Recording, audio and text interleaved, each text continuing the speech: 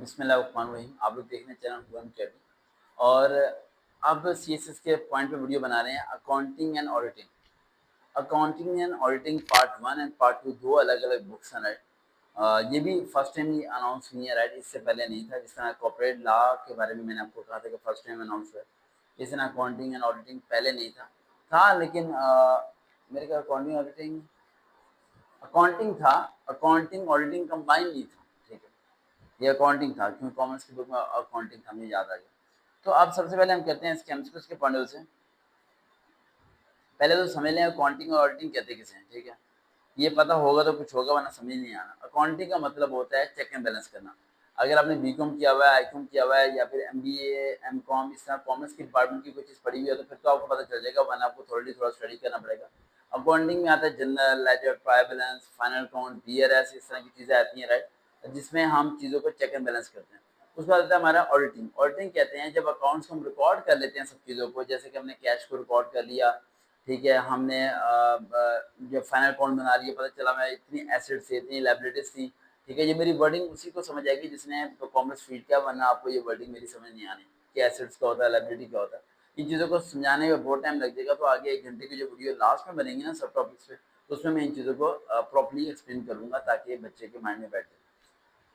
अच्छा, तो ऑडिटिंग का मतलब होता है चेक एंड बैलेंस करना, इंटरनल ऑडिट करना, यानी कंपनीज को चेक एंड बैलेंस करना कि भाई उसमें फ्रॉड है या नहीं है, वॉचर्स की इन्वाइसेस हैं या नहीं है, सब चीज़ों को देखने को ऑडिटिंग कहते हैं।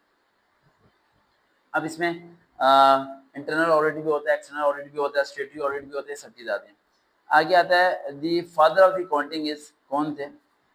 लूका पेकोलिए। ये नाम याद करें, राइट। ये आपको मिल जाएगा नेट पे, कहीं सर्च करेंगे तो। The father of the accounting is Luka, LUCA, Luka, and पिकोलियो, पिकोलाई, PACIOLI, पिकोलाई, ठीक है। आगे दी बेसिक अकाउंटिंग डिवीजन, वो तो बड़ी मशहूर है, राइट। आपको पता है assets equal to liabilities plus capital. Asset उन्हें कहते हैं जो सरमायाकारी होती है, लायबिलिटी जो हमने पे करनी होती है, कैपिटल जो हमारा इन्वेस्टमेंट होती है। आगे depreciation, depreciation is the decrease in the value of the asset, किसी भी चीज की कीमत को कमी होना उसे डेप्रिसिएशन कहते हैं। ये एमसीक्यूज की बात कर रहा हूं मैं, आपको पढ़ लेना। फिक्स एसेट पढ़ लेना, करंट एसेट्स कौन से होते हैं, राइट, कैपिटल्स क्या होते हैं और ड्राइंग्स क्या होती हैं। आगे आता है फाइंड नेट प्रॉफिट, कैसे फाइंड आउट किया जाता है। अर्थमेटिकल एक्यूरेसी क्या होती है, ठीक है। ऑडिट किस तरह किया जाता है, और उसके फाइनल रिपोर्ट्स कैसे लेके आते हैं। उसका आता है क्रेडिटर क्या होते हैं, डेटर क्या होते हैं, लेजर किसे कहते हैं, जनरल किसे कहते हैं, फाइनल अकाउंट किसे कहते हैं, बीआरएस का मतलब क्या होता है। उसके बाद कैश फ्लो स्टेटमेंट कैसे होते हैं, डेफिसिट क्या होता है, सरप्लस क्या होता है।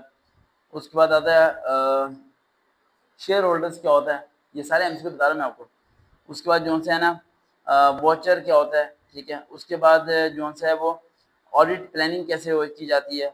उसके बाद आता है ऑडिटर इंडिपेंडेंस कैसे, उसकी रेम्यूनरेशन कौन डिसाइड करता है।